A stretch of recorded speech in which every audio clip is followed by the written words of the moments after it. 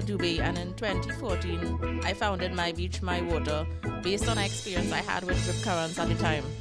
I wanted to understand more about the dynamics of the beachfront, and I started to work with the lifeguards to understand what had happened to me at the beach when I was in Cancun at one point, and how I could learn from that experience so it wouldn't happen in the future, and how I could help others be aware of their surroundings when at the beach. We started to work with the lifeguards and learn from them and others who knew about the rip current dynamics and about safety at the beach. Out of that, we developed an app that put information about the beach, and where we put some safety information and other information about the beach. And you could also input information about where you saw the red flags and that kind of thing. We out of that side to see that we wanted to have people come to the beach and have a safe and sustainable and enjoyable experience. And from that, we started to develop products to support that type of lifestyle. So our app continued to have information about the beach, not only safety, but other things that you need to know about the beach to have a safe and sustainable experience. Also based on the dumping of garbage at the beach that we have seen over the years, especially in Trinidad and Tobago and the Caribbean, we realized that on the whole, the Caribbean area had to change its lifestyle in terms of the way we dealt with products.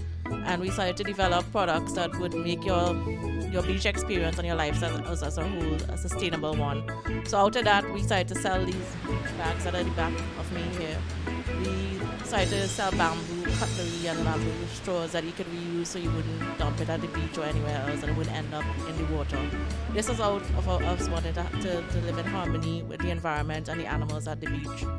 And from there, we continue to look at products that we can develop using maybe seaweed and other things. We have some research that we are looking into currently to be funded. And we are also looking at developing the My Water side of the My Beach, My Water, where you can have safe drinking water and know more about your drinking water quality and where you could get safe drinking water. And it is tied to our sustainability drive, because if you know that the water is safe, you don't have to go and buy water in a plastic bottle that you'd have to dispose of. You'll be able to just use the water directly from that source if you have that knowledge and confidence that the water is safe for you to drink. We continue to have our products available on our website, mybeachmywater.com. We have an online shop set up through Facebook, and we are in the process of putting our online store on our website as well. We are on Instagram, and you can check us there and link to us and directly message us if you want to get our products. We are set up where you can pay with WePay on our app, so you can actually pay with a credit card, and then we could deliver the product to you or meet you in person and deliver the product to you. We are also working with Paywise, where you can pay at some point in cash. We look at the possibility of opening our own storefront. From My Beach, My Water, we just want you to continue to have a safe and sustainable and, of course, enjoyable experience at our beaches. And I'm the developer who worked on the My Beach, My Water web-based application. So the My Beach, My Water web application is an application that allows you to see a listing of all the beaches in Trinidad and Tobago and allows you to get information about those beaches. So you can access the app through the link on our website at mybeachmywater.com, and once you get to the web app, you will be seeing a list of beaches on a map of Trinidad and Tobago. If you go to one of the beaches, you'll be able to see the facilities available at that beach. Facilities like whether there's paid parking or free parking available, if there are changing rooms, etc.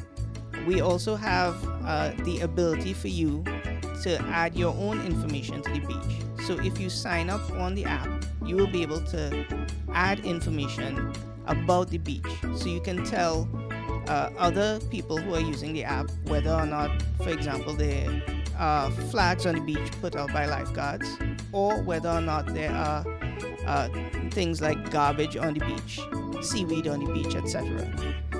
It is our hope that as people start using the app, they'll be able to add more and more information that will make it useful for everyone who's using the app as well. So the My Beach My Water app is a web-based application. It can be accessed on your computer, tablet, or phone, and you can get to it from the link on the My Beach My Water website. And I'm here today to talk to the North Coast lifeguards about why they put red flags in relation to rip currents. I founded My Beach My Water based on an issue I had with rip currents in Cancun. Here today, Arnaldo from the North Coast Lifeguards has agreed to talk to me about why he puts the red flags for your safety. Aye, well, basically, we usually mark the rip currents with the red flags. Right, so you come to the beach, directly in front every red flag you see along the shoreline, there will be a rip current. Right, in relation to that, how the rip currents work, they actually pull from the left and the right in an inward direction. When it reaches in front of the red flags, it actually pulls you out in an outward direction. So if you, in an unfortunate event, get caught in a rip current, what you do is you swim parallel to the shoreline. So it's basically like crossing a street. The vehicles are flowing in one direction, and to get away from that, you cross the street, you get onto the pavement. So it's basically the same concept here with the rip currents. Well, the rip currents basically, like I said, is in front of the red flags. If you look outside there, you'll see a slight discoloration in the water in comparison to this side. You'll notice the brown sand stirring up on the side here. That is where the rip currents are. That's because it pulls out in an outward direction and it stirs up the sand. So you'll get a slight discoloration in comparison to the other side, both left and right. So it's like where you see the water breaking here, where would you see the breaking there? Yeah, right there. Right, so where you can see just to the left of these two people here, you'll notice that the waves have a slight disturbance in comparison to the right side where it looks a little more calm. Right, yeah. Now this is where the rip currents actually is. It actually starts on the shoreline here, so if you were to walk out, you will realize that you will drop into something like basically like a canal. Right. So this is where the current actually starts and it ends out to the end there where you see the slight discoloration. We recce or more or less take a look at the shoreline and we walk in front of each and every rip current that we see and we plant a red flag. Okay. Right, so we plant the red flag indicating to the public that this is a danger zone. Right. So you stay between the flags. Right. So is it that it's safe to swim between red flags or? Well, I wouldn't say it's 100% safe because it's water you're dealing with. Right. But it's most safe in comparison to directly in front of the flag. Right. You bathe between the flags, so in that way you're away from the imminent danger.